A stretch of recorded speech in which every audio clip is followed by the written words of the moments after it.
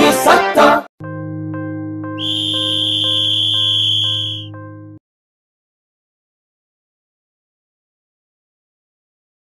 Manifesto ఈరోజు మీడియాకు విడుదల చేయడం జరుగుతుంది. కవరేజ్కి ఇచ్చేసిన మీడియా మిత్రులందరికీ స్వాగతం. వేదిక మీద గీతామూర్తి గారు, రాష్ట్ర మహిళా సత్తా కార్యదర్శి, బండారు రామ్మోహన్ రావు గారు, తెలంగాణ రాష్ట్ర సమన్వయ కమిటీ కన్వీనర్, లక్ష్మణ్ బాలాజీ గారు, రాష్ట్ర ఉపాధ్యక్షులు, విజేందర్ రెడ్డి గారు, రాష్ట్ర కార్యదర్శి. ముందుగా జయప్రకాష్ గారిని మేనిఫెస్టో విడుదల చేసిన తర్వాత మాట్లాడవలసిందిగా కోరుతాం.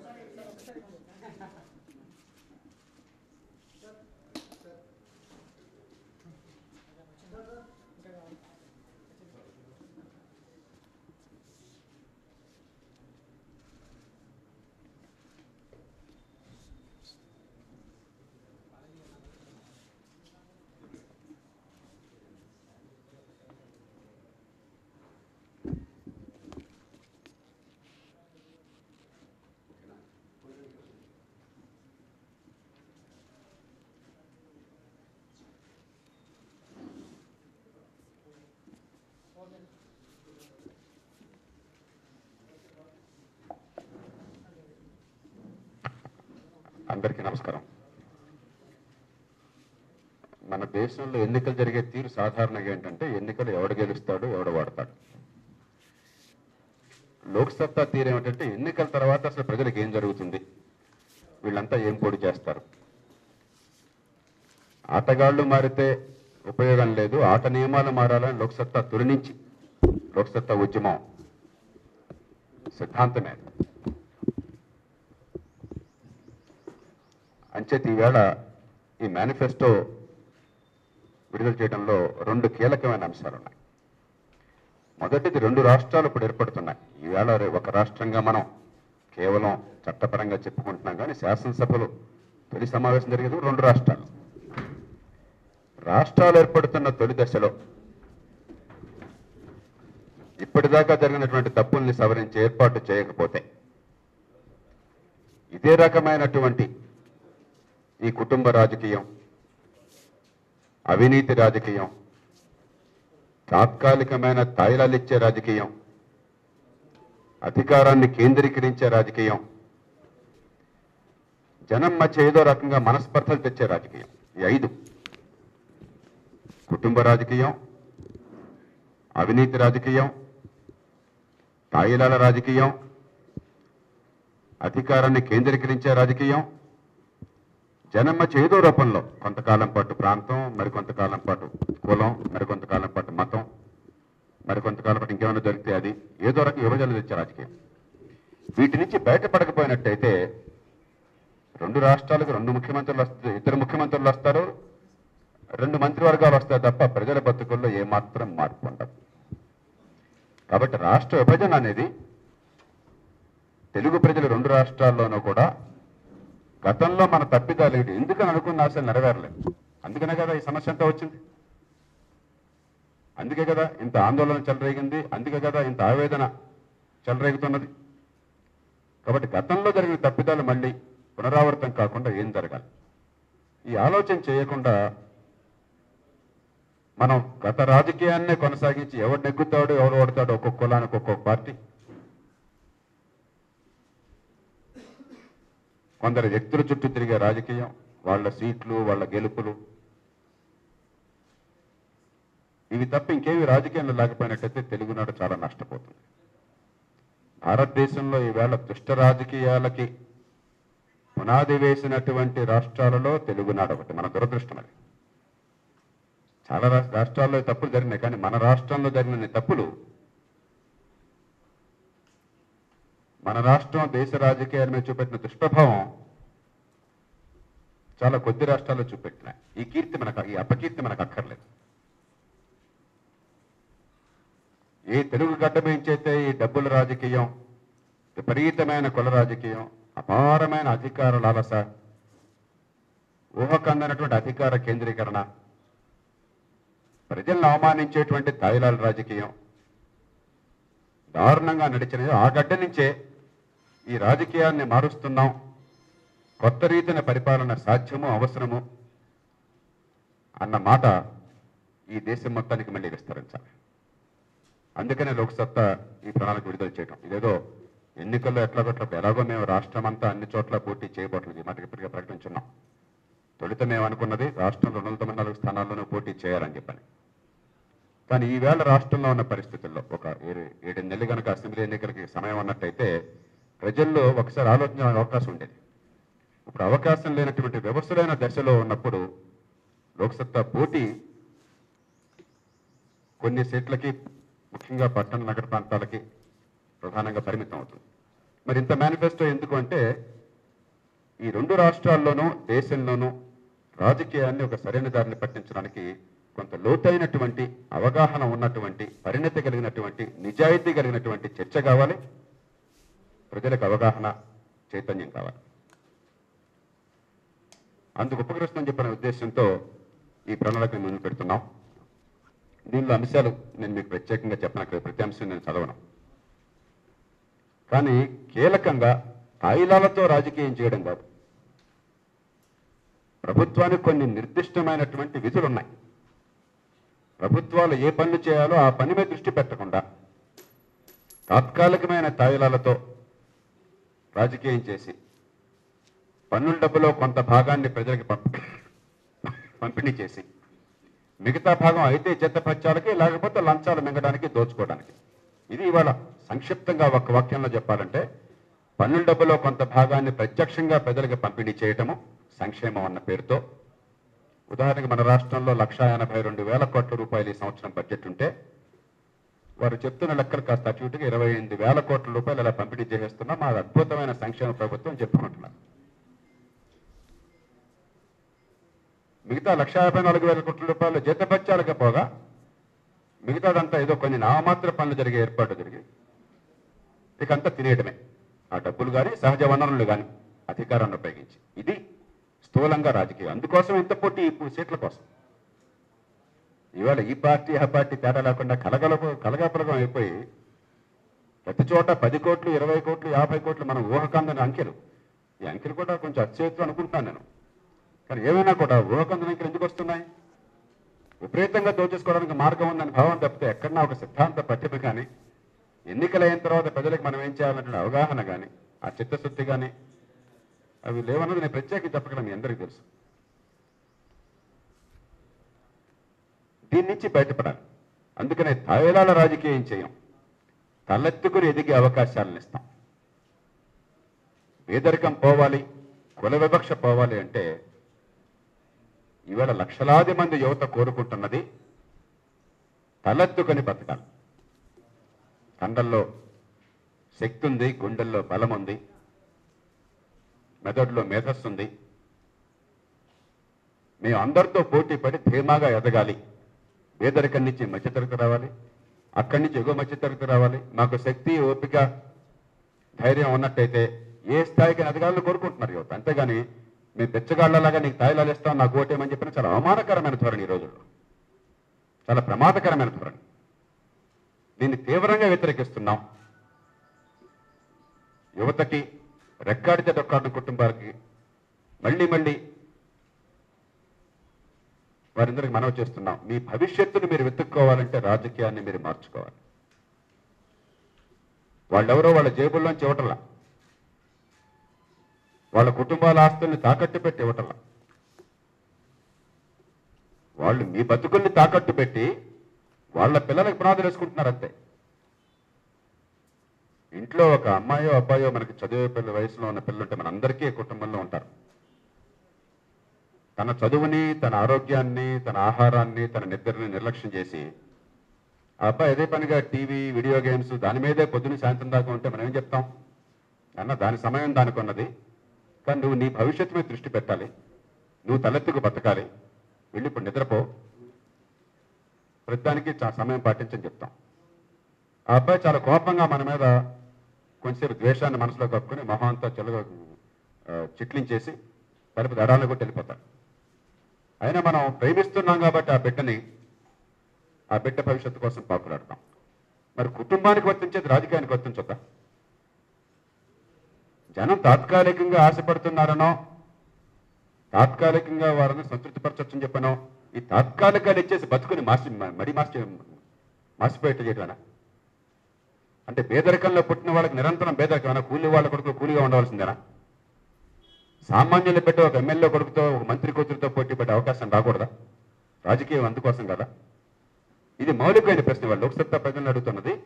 ఈ ప్రశ్నకు సమాధానం ప్రజల నుంచి రావాలి, పార్టీల నుంచి రాదు. పార్టీలు ఎన్నికల్లో ఎలా నెగ్గుతాం అనుకుంటే ఆ పని చేస్తారు. వాళ్ళకి ఏమీ సిగ్గు ఎక్కువ లేదు. వాళ్ళు నెగ్గటం కోసం వచ్చామని చెప్పారు, కానీ దేశాన్ని బాగుచేయడం కోసం వచ్చామని చెప్పారు. ఎందుకు అనవసరంగా వాళ్ళకి వచ్చి అనుకోవడం ఎందుకు? ఇది చర్చ కావాలి. తెలుగునాట 3 ప్రాంతాల్లోనూ 2 రాష్ట్రాల్లోనూ చర్చ కావాలి. పట్టణాల్లో, గ్రామాల్లో, మహానగరంలో చర్చ కావాలి.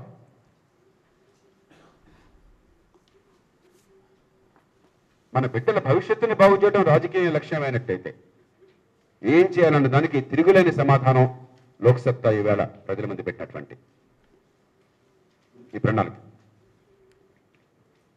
నేను ఇందాక చెప్పినట్టుగా చాలా అంశాలు ఉన్నాయి, కానీ నేను క్లుప్తంగా కొన్ని అంశాలు మాత్రం స్థూలంగా ప్రస్తావిస్తాను. తర్వాత మీ ప్రశ్నలు. గత శాసనసభలో ఎన్నోసార్లు అవినీతిని గురించి చర్చలు జరిగినాయి. రాజశేఖర రెడ్డి గారికి, చంద్రబాబు నాయుడు గారికి, ఆ తర్వాత రోసయ్య గారికి ప్రతిపక్షానికి, ఆ తర్వాత కిరణ్ కుమార్ రెడ్డి గారికి ప్రతిపక్షానికి, మధ్యలో వచ్చిన వైకాపాకి, ఇతర పక్షాలకి ఒక సమావేశం అయితే గతంలో జరిగినటువంటి అక్రమాల మీదే చర్చ అంతా జరిగింది. దానిలో కూడా నేను చాలా సవివరంగా, ఊరికే బూతులు తిట్టడం కాకుండా సాధికారికంగా, వాస్తవాల ఆధారంగా, సాక్ష్యాల ఆధారంగా ఎక్కడే తప్పు జరిగిందో చాలా స్పష్టంగా నేను శాసనసభలో ప్రసంగం చేశాను. రికార్డుల్లో మీరు చూసుకోవచ్చు. ప్రతిసారి లోక్సత్తా చెప్పింది. 2009లో ఎన్నికలు కాగానే మేము లోకాయుక్త చట్టాన్ని, దేశంలో లోకాయుక్త లోక్పాలన గురించి అసలు ఆలోచన చర్చ లేకముందే ఓ బలమైన చట్టాన్ని తయారు చేసి, అయ్యా మీరు తిట్టుకోవడం కాదు కావాల్సింది, కబుర్లొద్దు, నువ్వు 1000 కోట్లు తిన్నావు కదా అంటే అవతలవాడు చెప్పేదంటే నువ్వు అంతకంటే ఎక్కువే తిన్నావు కదా అంతకుముందు అంటాడు. నువ్వు తినలేదా అంటాడు. అంతే తప్ప నేను తినలేదని చెప్పే సాహసం లేదు. ఇక ముందు తినకుండా ఉండడం ఏం చేయాలని చెప్పి మార్గం చూపెట్టేటువంటి చాతుర్యం కానీ నిజాయితీ కానీ లేవు. ఇది చర్చైతే ఎట్లాగా రాజకీయం? ఖచ్చితంగా అవినీతి అన్ని స్థాయిల్లో పోయేందుకు ఏర్పాట్లు కావాలి. రాష్ట్ర స్థాయిలో బలమైన లోకాయుక్త చట్టమో, ఆస్తులు జప్తు చేసి ప్రభుత్వ పని చేయడం మాత్రమే కాదు,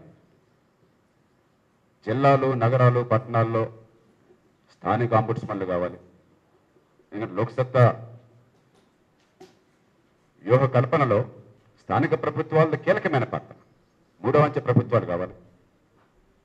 అంతే ముఖ్యమైనటువంటిది ప్రతి గవర్నమెంట్ ఆఫీసులో కూడా ఖచ్చితంగా సకాలంలో పనిజరిగేట్లుగా సర్వీస్ గ్యారంటీల చట్టం కావాలి. జాతీయ స్థాయిలో 2 చట్టాలకు లోక్సత్తా రూపకల్పన చేసింది. దానిలో ఒక చట్టం ఈ మధ్యన ఆమోదం పొందింది, ఎలక్ట్రానిక్ సర్వీస్ డెలివరీ చట్టం. 2వ చట్టం ఇంకా ఆమోదం పొందల, రాష్ట్రంలో తీసుకురావాలి, 2 రాష్ట్రాల్లో తీసుకురావాలి, జాతీయ స్థాయిలో తేవాలి. ఏ గవర్నమెంట్ ఆఫీస్కి వెళ్ళినా కూడా గ్యారంటీగా పని అయిపోతుంది, లంచం లేకుండా, 10 సార్లు తిరగకుండా, సిఫారసు లేకుండా అనేటువంటి ఏర్పాటు చేయాలి. ప్రతి పనికి గడువు పెట్టి సకాలంలో పని ఏర్పాటు చేయాలి. కాబట్టి అవినీతి మీద పోరాటం అంటే ఏదో దానికి ఏదో ఒక్క చిట్కా ఉందని చెప్పి లోక్సత్తా ఇప్పుడు అనుకోదు. అలాగే కాంట్రాక్టులో కానీ, టెండర్లో కానీ, పథకాల్లో కానీ, లబ్ధిదారుల ఎంపికలో కానీ అవకతవకల నిర్వహణలో పారదర్శకంగా ఉండాలి. అది మొట్టమొదటిది, కీలకమైనది. రెండవది 3వ అంచె ప్రభుత్వం. సరే, దానికి రాజ్యాంగపరంగా మార్పులు కావాలి. జాతీయ స్థాయిలో చాలా పోరాటం చేసాం, ఇప్పటిదాకా ఆ విషయంలో విజయం సాధించలేకపోయినా మేము. ఈ పార్టీలన్నీ మాటలు చెప్తున్నా కానీ చర్చలు చూపెట్టలేదు. వచ్చే ఆధారంలో గట్టి ప్రయత్నం చేస్తాం. మాకు నమ్మకం ఉన్నది. మారే పరిస్థితుల్లో ఖచ్చితంగా 3వ అంచె ప్రభుత్వం దేశానికి మంచిదని దేశంలో ఉన్నవాళ్ళు గుర్తిస్తారన్న విశ్వాసం మాకున్నది. కానీ దాంతో నిమిత్తం లేకుండా ముందు అర్జెంటుగా ఏ గ్రామానికి ఆ గ్రామం, పట్టణాల్లో ఏ వార్డుకు ఆ వార్డు, గణనీయమైన నిధుల్ని, తలసరి నిధుల్ని పంపించాలి. దానికి ఒక మార్గాన్ని కూడా మేము చూపెడుతున్నాం.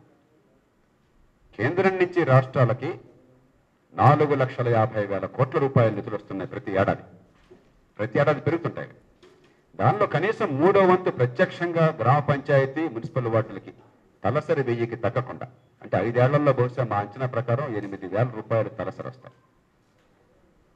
అంటే మన రాష్ట్రంలో వచ్చే 5 ఏళ్లలో 8,40 లక్షల మందిని లెక్కేస్తే మీరు సుమారుగా ఒక 70,000 కోట్ల రూపాయల పైన 70,000 కోట్ల రూపాయల పైన 5 ఏళ్లలో ప్రత్యక్షంగా ఆ పంచాయతీకి, ఆ మున్సిపాలిటీ వార్డులకి ఇచ్చి మీ పనులన్నీ మీరే చేసుకోండి. అక్కడ తప్పు జరిగితే దానికి భర్తం పట్టే ఏర్పాటు. మీకు ఎవరిని అడగక్కర్లా, ఎమ్మెల్యే ఎంపీని అడగక్కర్లా. ఇది కొత్తగా అదనంగా ఇవ్వాల్సిన డబ్బు కాదు. లోక్సత్తా ఏనాడు కూడా లేని డబ్బుని గురించి మాట్లాడదు, దొంగ మాటలు చెప్పరు. మనం ఖర్చు పెట్టే డబ్బే, ఇక్కడ ఖర్చు పెట్టేది ఇక్కడ పెడుతున్నాం. ఇక్కడి నుంచి ఇట్లా వచ్చే బదులు ఇక్కడి నుంచి ఇట్లా వెళ్తుంది. కాబట్టి ఇది ఎక్కడ అదనంగా డబ్బు కాదు, ఎవరి చేతుల్లో నిర్ణయాధికారం ఉంటుందన్న విషయం ఇది. దానికి మార్గం కూడా చూపెడుతున్నాం. అది జరిగితే నిన్న కూడా నేను రాష్ట్రం ఇతర ప్రాంతాల నుంచి హైదరాబాద్ శిక్షణకు వచ్చినటువంటి ఆడపిల్లలు నా దగ్గర కూర్చున్నారు, ఒక 20-30 మంది. 3 నెలలు ఉన్నాం సార్ ఇక్కడ హైదరాబాద్, మొట్టమొదటిసారి చాలా మంది రావడం. ఎట్లా ఉంది ఈ సిటీ అంటే, సార్ మంచినీళ్ళలో ప్రతి చోట మురుగునీళ్ళు కలిసిపోతున్నాయి సార్, మేము ఉండే హాస్టల్లో కానీ లేకపోతే ఇంకో చోట్ల కానీ. హైదరాబాద్ ఎట్లా ఉంటుందని మాకు తెలియదు సార్ అన్నారు. కానీ మనందరికీ తెలిసి మంచినీళ్ళల్లో మురుగునీళ్ళు కలిసిపోతుంటే ఇంక పరిపాలన ఏంటాయా? ఇలా ఏం చెప్పుకుంటారు వీళ్ళు? ఏమి గ్యాస్, ఏం డ్రామాలు ఆడుతున్నారు? దానికి ప్రయత్నం చేయండి. ఇప్పుడు ఎవరు మీరు అనుకోండి, వెంటనే మీకు వచ్చేది మామూలు టైంలో ఎలాగో పని జరుగుతుంది. ఇప్పుడు ఏంటి? Election code. మంచినీళ్ళలో టాయిలెట్ కలగడం ఎలక్షన్ కోడ్ అనమాట. ఎలక్షన్ లేని టైంలో అన్నట్టయితే దానికి ఎమ్మెల్యే గారు గంట కోట్ల రూపాయలు చూద్దాం. మరి మిగతా 1,82,000 కోట్ల రూపాయలు డబ్బులు ఉంటాయా? ఇది కార్పొరేటర్ గంట ఉంటే చూద్దాం, 50 లక్షల కోట్లు అంటే చూద్దాం. అక్కడ అవసరం 30 కోట్లు 50 కోట్లు ఉంటుంది, కార్పొరేటర్ గంట 50 లక్షలు ఉంటుంది, ఎమ్మెల్యే గ్రాంట్ మొత్తం నియోజకవర్గానికి ₹1,00,00,000 ఉంటుంది. ఇదే పని జరిగేది. ఏ పని కూడా అయ్యే పరిస్థితి అది. వాళ్ళు మీరందరూ కూడా మీ ఇళ్ళ దగ్గర చూస్తున్నారు. హైదరాబాద్ నగరంలో ఎమ్మెల్యేలు, ఎంపీలతో సహా మా వాడలో, మా వీధిలో తేలిగ్గా కావాల్సిన పనులు వెంటనే హైరాణ లేకుండా అవుతున్నాయి. చెప్పండి చూద్దాం. ఒక ఎమ్మెల్యేని చెప్పండి, ఒక ఎంపీని చెప్పండి. ఇక గ్రామాలట్లో చెప్పక్కర్లేదు కదా. కాబట్టి ఈ డబ్బు ఎక్కువ కాదు. వచ్చే 5 ఏళ్లలో ఈ 2 రాష్ట్రాలు కలిపితే, ఇప్పుడు ప్రస్తుతం ఉమ్మడి రాష్ట్రం ఉంది కాబట్టి వచ్చే 5 ఏళ్లలో మన రాష్ట్ర బడ్జెట్ మీరు మొత్తం చూస్తే ఈ సంవత్సరం 1,82,000 కోట్ల రూపాయలు, ప్రతి సంవత్సరం ఒక 10% పెరుగుతుంది కదా, 15% కనీసం. ఆ రకంగా మీరు లెక్కేసుకుంటే బహుశా 11 లక్షల కోట్లు, చాలా ధనపక్షంగా చెప్తాను, వచ్చే 5 ఏళ్లలో ఈ 2 రాష్ట్రాలు కలిపి పెట్టే ఖర్చు. నేను చెప్పేది 11 లక్షల కోట్లలో ఒక 70,000 కోట్లు అయ్యా, అంతకంటే ఎక్కువ చెప్పట్లేనా. ఇది అసాధ్యమైన డబ్బు కాదు. 100 రూపాయల ఖర్చులో కనీసం ఒక 6-7 రూపాయలు ఇక్కడ పెడతాం. ఏ గ్రామానికి ఆ గ్రామం పంపిద్దాం. ఆ పట్టణాల్లో వార్డులు పంపిస్తాం. మళ్ళీ జిల్లా పరిస్థితి కూడా అంటాను నేను. ఆ జిల్లా పరిస్థితి అంటే మళ్ళీ పులుసు కలిసిపోతుంది. జిల్లా ఇది చిన్న రాజా, 34 లక్షలు జనాభా ఇక్కడ ఎవడంటాడు మాట, మన మాట ఎవడంటాడు. మహానగరం కూడా అంటాను నేను, మళ్ళీ పులుసు కలిసిపోతుంది. మన చుట్టూ పనులు జరగాలి. ఇది మౌలికమైన మార్గం. అసలు ఇది సరిగ్గా జరిగితే నక్సలిజం ఉండదు మీకు. ఇది సరిగ్గా జరిగితే గ్రామాల్లో ఇంత నిరాశ, ఇంత కసి, ఇంత ద్వేషం ఉండదు. ఇది సరిగ్గా జరిగితే హైదరాబాద్ మహానగరంలో కూడా మీరు మెయిన్ రోడ్డు దాటి లోపలికి వెళ్తే గల్లీల్లో ఈ చండాలపు గతుకు రోడ్లు ఉండవు. మీకు ఒక అరగంట వర్షం పడితే మొత్తం గందరగోళం అయిపోతుంది. ఈ పరిస్థితి ఉండదు. దాంతో ఇంకా చాలా పనులు చేయొచ్చు. మంచినీళ్ళు తాగడం కోసం ఈ మామూలు నీళ్ళే కాకుండా ఇంకా బోట్లు పెట్టి రకరకాలు చేయొచ్చు. దీనికి మేము ఇస్తాం, మేము ఫ్రీకి ఇస్తాం, ఈ మాటలొద్దు, వాళ్ళు చేసుకుంటారు. ఇది సాధ్యం. దానికి ఎలా చేయించాలో మనం చూద్దాం. అక్కడ సాంకేతిక సాయం కావాలంటే రాష్ట్రం చూసుకుంటుంది, ఇంకోటి చూసుకుంటారు. కొంచెం మంచి పని చేయాలంటే ఆలోచన కావాలంటే దాన్ని మనం పెద్దవాళ్ళ మంచి వాళ్ళ మార్గాలు ఇద్దాం. పత్రికలు ఇస్తాయి మార్గాలు, పౌర సమాజం వస్తుంది, ప్రభుత్వం చెప్తుంది ఏం చేస్తే బాగుంటుందని చెప్పాను. కానీ మౌలికంగా ఈ బడిపంతులు బదిలీ కోసం ముఖ్యమంత్రి దగ్గరికి వెళ్ళే అవసరం ఉండకుండా పరిపాలన మార్చాలి. అది మార్చకపోతే 2 రాష్ట్రాల్లో, అదివరకు ఒక రాష్ట్రంలో ఒక రాజధానిలో బడిపంతుల దగ్గర ఫైల్ తీసుకుపోయేవాళ్ళు చిన్న చిన్న విషయాల గురించి, ఇప్పుడు 2 రాష్ట్రాలు ఇద్దరు దగ్గర పోతారు. అంతేకాదు ఏమీ తేడా ఉండదు. ఊరికే రాష్ట్రం బోర్డు మారుతుందంటే. మూడోది, ప్రభుత్వానికి కీలకమైన కర్తవ్యం కుల వివక్ష పోవాలి అంటే బిడ్డల బతుకులు బాగుపడాలంటే, పోటీకి తట్టుకోవాలి, ఉపాధి రావాలి అంటే, ఏ తల్లి గర్భాన పుట్టినా కూడా రేపొద్దున అవ్వగలిగిన విశ్వాసం కలగాలంటే ఆధునిక యుగంలో విద్య, ఆరోగ్యం మించి ఇంకొకటి లేవు. మన విద్య పచ్చి బూటకం. విద్యా హక్కు చట్టం ప్రజల్ని మోసం చేసేటువంటి మార్గం తప్ప దానిలో ఒక్క పిసరు కూడా దేశంలో మంచి విద్య నుంచి ఏర్పాట్లు లేవు. ఈ మాటలు చాలా బాధ్యతతో అంటున్నాం. 74 దేశాల మధ్య సర్వే చేస్తే చదువు ఎట్లా ఉంది 10వ తరగతి స్థాయిలో అని భారతదేశం ర్యాంకు 73వ ర్యాంక్. ఈ సిగ్గులేని కేంద్ర ప్రభుత్వం మళ్ళీ తర్వాత సర్వేలో భారతదేశాన్ని చేర్చడానికి కూడా నిరాకరించింది. ఎందుకంటే మనం ఎంత చండాలంగా చదివిస్తున్నామో లేకపోతే చదువుకుండా చేస్తున్నామో అనేది బయటపడిపోతుందని చెప్పని ఎలా చదువు ప్రమాణాలు పెంచాలా, సామాన్యుల పిల్లలు చదువు ఎట్లా అందించాలని ఆలోచన కాకుండా ఇది జనానికి తెలియకుండా చదివిస్తున్నాం అన్న నటన ఎట్లా చేయాలా. 10th క్లాస్లో 90% పాసులు, 99% మార్కులు, ఇంటర్మీడియట్లో 90% మార్కులు లేకపోతే సాంస్క్రిట్ ఇంటర్మీడియట్ పిల్లలు చేస్తుంటారు. ఎందుకో చదువులు అర్థం కాకుండా పోయింది. ఆ డిగ్రీలు 3 లక్షల మంది పైన ఉన్న 20%, 10% కూడా వాళ్ళకి పాపం ఆ డిగ్రీలు ఎందుకో తెలియదు. కాగితం అంతే నాలుగు తీసుకోవడం పనికిరాడు. 127 కోట్ల జనాభాలో 1000 మంది టాప్లో ఉంటారు. 1000 మంది టాప్ లెవెల్లో ఉంటే సరిపోతున్నారు సంతృప్తి పడితే మిగతా 120 కోట్ల మంది సంగతి ఏంటి సోదరా? సంతోషం అందరికీ పంచాలి కదా, ఒక్క సత్యానాథుడికే కాదు కదా. భారతదేశంలో తెలివితేటలు లేవని కాదు మన వాదన, తెలివిని మనం వృధా చేస్తున్నామన్న వాదన. తెలివితేటలు ఉన్నాయి. దుర్మార్గపు వ్యవస్థలో కూడా తల్లిదండ్రుల తెలివితేటల వల్ల, వాళ్ళు చదువుకోవడం వల్ల, వాళ్ళు డబ్బెట్టే శక్తి ఉండటం వల్ల, మంచి స్కూల్కి వెళ్ళడం వల్ల, ఒక గొప్ప టీచరు బాగా ఇన్స్పైర్ చేయడం వల్ల కొందరు అద్భుతంగా చదువుతున్నారు, దానిలో అనుమానం లేదు. కానీ 4 ఐఐటీలు బాగున్నాయండి అని చెప్పని 40 లక్షల కాలేజీల్లో ఉన్న విద్యార్థులతో నాశనం అయిపోతే 4 ఐఐటీలు అని మనకు కావాల్సింది. ఐఐటీలో చేరిన పిల్లల సంగతి ఏంటి? కాబట్టి మనం అయిన కొద్ది మంది బాగున్నారని చూసి సంతృప్తి పట్టే లాభం లేదు. అట్టడుగున ఉన్నటువంటి ఒక సామాన్యులు, ఒక రైతు కూలీ పిల్లలు ఆ స్కూల్కి వెళ్తే ఖచ్చితంగా గ్యారంటీడ్ క్వాలిటీ ఈ ప్రమాణం ఉంటుంది, ఎవరితోనే పోటీ పడగల విశ్వాసం కలగాలి. చైనాలో ఉంది, నేను స్వయంగా చూశాను. చైనాలో 8th క్లాస్ దాకా కంప్లీట్గా ఫ్రీ ఎడ్యుకేషన్, బట్ ఇంపార్టెంట్ అందుకే free, but very good quality education. అందుకే చైనా ఇందాక నేను చెప్పిన సర్వేలో నెంబర్ 1 వచ్చింది చైనా. నేను ఆశ్చర్యపోలా. గతంలో నేను చైనా 2005లో వెళ్ళాను. నేను నిర్ఘాంతపోయాను. అక్కడ ఎవరిని అడిగినా కూడా ఏ ప్రశ్న ఎంత నిర్దిష్టంగా సమాధానం, ఎంత క్లారిటీ ఉంటుందో, ఆ చదువు ఎంత బాగుందో అర్థమవుతుంది. 8 తర్వాత వాళ్ళు డబ్బులు పే చేయాలి, మళ్ళీ 9 నుంచి 12 దాకా. కానీ గ్యారంటీ క్వాలిటీ ఉంటుంది. మనది ఎంత దారుణంగా ఉందో మీలో కొంతమంది తెలుసు, చాలా మంది తెలియకపోవచ్చు. మనం భ్రమలో ఉన్నాం, ఈ సమాజానికి తెలియలేదు సంగతి. నేను 12-13 ఏళ్ల వయసులో ఉన్న పిల్లల్ని ప్రతి ఒక్కరిని అడుగుతుంటాను, 1/3, 1/4 ఈ రెంట్లో ఏది పెద్దది నాన్న అని చెప్పాను. 100కి 95 మందికి తెలియదు. వాళ్ళు తెలివిలేక కాదు. వాళ్ళకి చిన్న ప్రశ్న ఇంకో రూపంలో అడిగితే, ఇదిగో కేక్ ఉందనుకో, ఆ కేకును 3 ముక్కలు చేసావు, అదే కేకుని ఇంకో చోట 4 ముక్కలు చేసావు, ఏ ముక్క పెద్దది అంటే వెంటనే చెప్తారు. అంటే కాన్సెప్ట్ అర్థమైతే 10 సెకండ్లో తెలిసి చెప్పగలుగుతున్నారు. కానీ ఇక్కడ పుస్తకాలు రుబ్బి, పరీక్షల్లో మార్కులు వచ్చి, బండెడు పుస్తకాలు మోసి, వేలకు వేలు ఫీజులు కట్టి ఏమీ తెలియట్లా, దొంగ చదివి. నేను చాలా కఠినమైన మాటలు మాట్లాడుతున్నాను. అంటే దానిలో పెద్ద వివాదాలు లేవు, అందుకని మనం అనవసరంగా మాట్లాడతాను. మౌలికంగా రాజ్య వ్యవస్థ మాట్లాడతాను. అభివృద్ధి పథకాలు అందరూ చెప్తారు, ఇప్పుడు ప్రతి నీటి చొక్క సద్వినియోగం చేసుకోవాలని అంటారా? కాబట్టి దానిలో వివాదం లేని చోట్ల, సమాజంలో చర్చ కావాల్సిన చోట మనం చేయాలి. అందుకోసం వస్తాను. అలాగే ఆరోగ్యం, ఈవేళ ఒక్కసారి డాక్టర్ చేయబట్టుకుంటే జలుబు వచ్చిందనో, దగ్గో, పరిశ్రమని చెప్పనో 2-3 వేల ఖర్చు అవుతుంది. ఎప్పుడో లోక్సత్తా అనే జాతీయ ఆరోగ్య పథకాన్ని తయారు చేసి ప్రభుత్వానికి జాతీయ స్థాయిలో వచ్చింది. ఎంత ప్రయత్నం చేసినా కూడా దాన్ని అమలు చేయాలి. ఏదో దాన్ని ట్రంకేటెడ్గా జాతీయ గ్రామీణ ఆరోగ్య పథకం అన్నారు. ఏదో కొంచెం అసలు ఏదో చెప్తారే, చచ్చినట్టు పెళ్లికి వచ్చిందే కట్టినామని. ఏది లేకుంటే అది కొంచెం గుట్టుల మెల్ల, కానీ చాలు. బ్రిటన్లో రీతిన డాక్టర్ దగ్గర రిజిస్టర్ చేసుకుని, ప్రైవేట్ కానీ గవర్నమెంట్ కానీ, ఏ జబ్బైనా కూడా నాకు ఖచ్చితంగా కుటుంబ ఆరోగ్యం లభిస్తున్న విశ్వాసం కలిగే ఏర్పాట్లు కావాలి. 4వది లిక్కర్. 70 లక్షల కుటుంబాలు ఇవాళ తాగుడుకు బలవుతున్నాయి. సంక్షేమానికి 28,000 కోట్లు చెప్తున్నారు ప్రభుత్వం. అంతా జనానికి అందుతుంది అనుకున్నా కూడా 20,000 కోట్లు పన్నుల రూపంలో ప్రభుత్వానికి ఈ మద్యం మీద ఆదాయం వస్తున్నది. దాన్ని ఖచ్చితంగా అదుపు చేసి తీరాలి.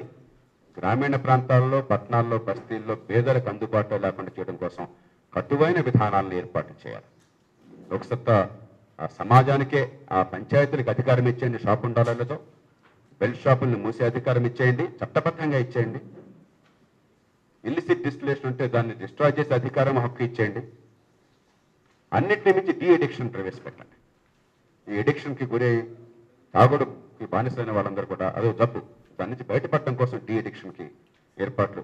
ఈ 20,000 కోట్లు ప్రతి సంవత్సరం వస్తుంటే 1,000 కోట్లు కనీసం ఈ డీ ఎడిక్షన్ ఖర్చు పెట్టలేమా? ఈ కుటుంబాలను తాగుడు అలవాటు నుంచి బయటపడేయడం కోసం. అది చేస్తే ఖచ్చితంగా చాలా మేరకు ఈ 70 లక్షల మంది కుటుంబాలు ఒకరోజు బాగుపడతాయి. అట్లా 65 లక్షల కుటుంబాలు కనీసం దాని నుంచి బయటపడతాయి. అది చేయకపోతే ఎన్ని వేల కోట్లు మనం ఇచ్చామని నటించినా కూడా బతుకులు బదారణ పడుతున్నాయి. వేలాది మంది ప్రతి ఏడాది కోసం 10,000 మంది తాగుడికి బానిస చచ్చిపోతుంటే కుటుంబాలు అనాథలైపోతున్నాయి. దాంతోపాటు మహిళల రక్షణ కోసం, దానికోసం స్థానిక కమ్యూనిటీ పోలీసింగ్ కానీ, వాలంటరీ పోలీస్ ఫోర్స్, స్థానికంగా చిన్న చిన్న పొరపాట్లకి వెంటనే వేగంగా చిన్న శిక్షణ పడాలి, రికార్డులో ఉండాలి. ఆ విద్యార్థికి కానీ లేకపోతే ఉద్యోగికి కానీ, ఆడపిల్లల మీద ఏమాత్రం చేయేస్తే చాలు, అత్యాచారాలు దక్కాల, లేకపోతే తరిమే ప్రయత్నం చేస్తే చాలు, లేకపోతే సూటిపోటీ మాటలంటే చాలు, ఈవ్ టీజింగ్ చాలు. ఇక్కడి నుంచి మొదలవుతాయి పొరపాట్లు. బస్సులో వెళ్ళాలంటే భయపడే పరిస్థితి వస్తున్నారు. ఆ మహిళల భద్రత కోసం ఏర్పాట్లు కావాలి. 5వది అసంఘటిత రంగం. మీరు గమనించుంటారు, హైదరాబాద్ నగరంలో ఇతర చోట్ల మేమంతా కూడా భవన నిర్మాణ కార్మికులు, ఆటో డ్రైవర్లు, లేకపోతే ట్రాన్స్పోర్ట్ వర్కర్లు, షాపుల్లో పనిచేసేవాళ్ళు, తోపుడు బళ్లతో నెత్తి మీద బరువులతో పనిచేసేవాళ్ళు, వీరందరితో కూర్చున్నాం. రెక్కాడితే డొక్కాడని వాళ్ళకి జీవితం అంటే భరోసా లేదు. విద్య, ఆరోగ్యం, ఒక 30-40 ఏళ్ళు పనిచేసాక ఒక వయసు వచ్చిన తర్వాత ఖచ్చితంగా భవిష్యత్తులో పిల్లలు కలిసి రాకపోయినా కూడా బతుకు భారం లేని పరిస్థితి. వాళ్ళకి ఈ కాలంలో కొన్ని మౌలికమైన ఏర్పాట్లు, ముఖ్యంగా ఇళ్ళు, పట్టణాల్లో ఇళ్ల నిర్మాణం, నగరాల్లో ఇళ్ల నిర్మాణం, అర్బన్ హౌసింగ్ అనేది పేదరికాన్ని తొలగించడానికి, ఆర్థిక వ్యవస్థని పెంచడానికి అతి కీలకమైన అంశం. ప్రపంచం అంతా గుర్తించింది, భారతదేశంలో తప్ప.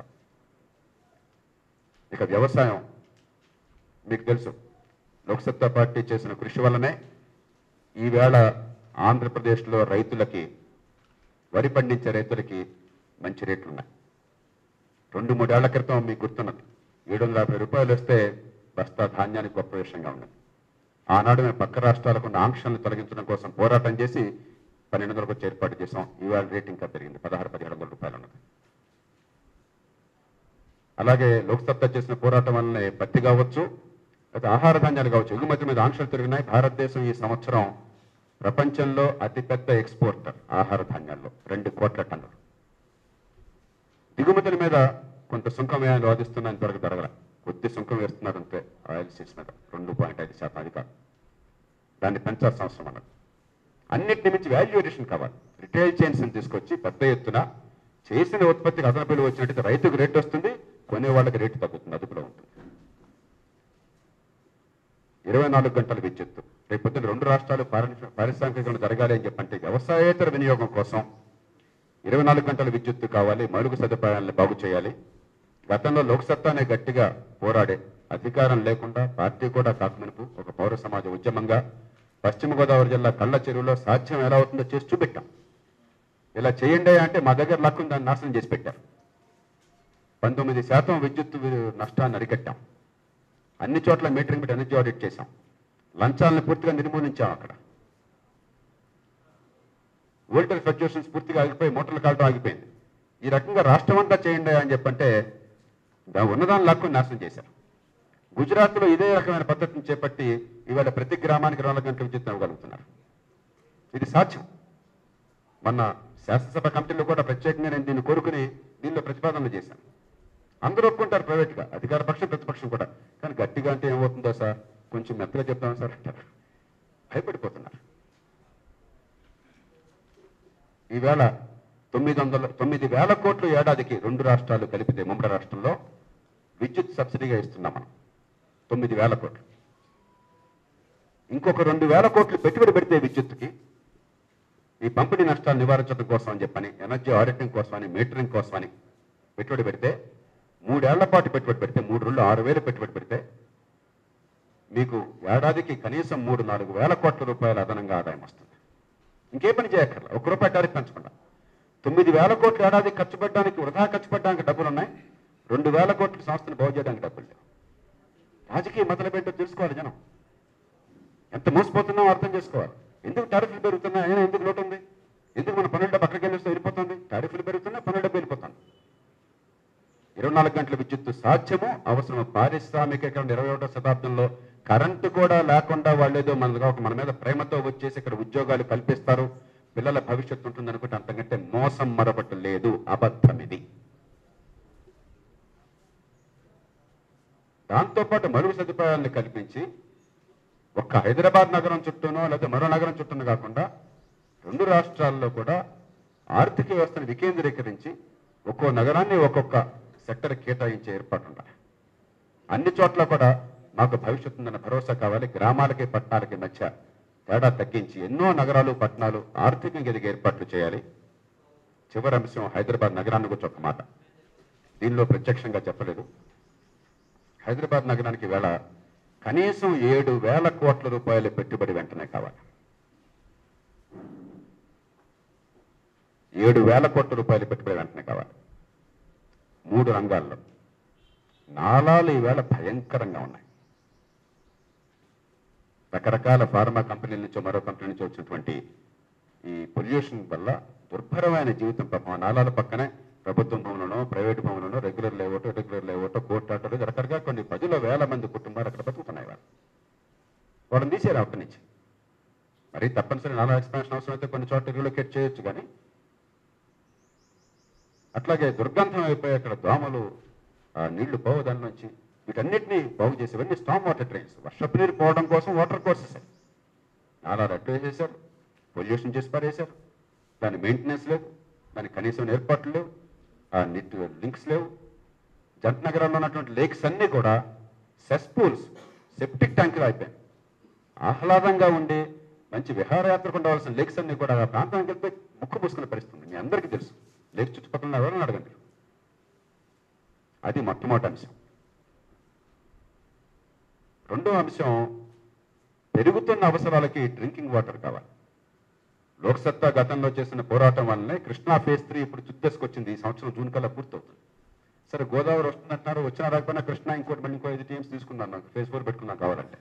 అది పెద్ద కష్టం కాదు, ఏదో రిసోర్సెస్ అక్కడి నుంచి వస్తాయి. కానీ ఎంత తీసుకొచ్చినా కూడా నగరంలో డిస్ట్రిబ్యూషన్ సరిగ్గా లేకపోతే, ఎప్పుడో 15-20 లక్షల మంది జనాభాకు ఉన్న డిస్ట్రిబ్యూషన్ సిస్టమే మీకు ఇవాళ కూడా ఉంటే, ఒక ఫ్లాట్గా ఉన్నటువంటి జనాభా ఇవాళ పెరిగిపోతుంటే 5 అంతస్తులు 10 అంతస్తులు పెరిగిపోతున్నప్పుడు ఆ పెరుగుతున్న సాంద్రతకి డిస్ట్రిబ్యూషన్ లేకపోతే నీళ్లు నగరానికి వచ్చినా కూడా, సరఫరా అయినా కూడా పంపిణీ జరగదు. మూడోది సివరేజ్. అదే ప్రాబ్లం. చాలా తక్కువ జనాభా ఉన్నప్పుడు కొన్ని ప్రాంతాల్లో అయితే మీకు పాత పంచాయతీలు ఉన్నప్పుడు, పాత చిన్న మున్సిపాలిటీ ఉన్నప్పుడు అసలు సివరేజ్ సిస్టమే లేదు బయట, నగర శివార్లలో, ఈ కోర్ ఏరియా బయటకు వెళ్తే. ఇప్పుడు ఆ సివరేజ్ సిస్టమ్ని పూర్తిగా పునరుద్ధరించి ఆధునిక అవసరాలకు ఇప్పుడు జనాభాకి కలిసి ఏర్పాటు చేయకపోతే ఈ మంచి నీళ్లలో ఈ మలమూత్రాలు కలవడం రోజు జరుగుతూనే ఉంటుంది. వచ్చినప్పుడు కంప్లైంట్ చేస్తాము, ఆ పూటకి ఏదో మాటేస్తారు, 1-2 నెలలకు. ఈ లోపు ఎందుకు బతుకుందాం అని అనుకుంటూనే ఉంటాం మనం. నీళ్లలో మలమూత్రాలు కలిస్తే అంతకంటే మనకి ఎంత బాధాకరంగా ఉంటుంది. అనారోగ్యమే కాకుండా జీవితంలో అది ఎంత మనకు పెడకలు వస్తుంది, భరించలే పెట్టదు. ఈ 3 రంగాలకి కనీసం 7,000 కోట్ల రూపాయలు పెట్టుబడి కావాలి. డబ్బులున్నాయి, కానీ డబ్బులన్నీ బంగారాలకు పోతున్నాయి రాష్ట్రం అంతటా.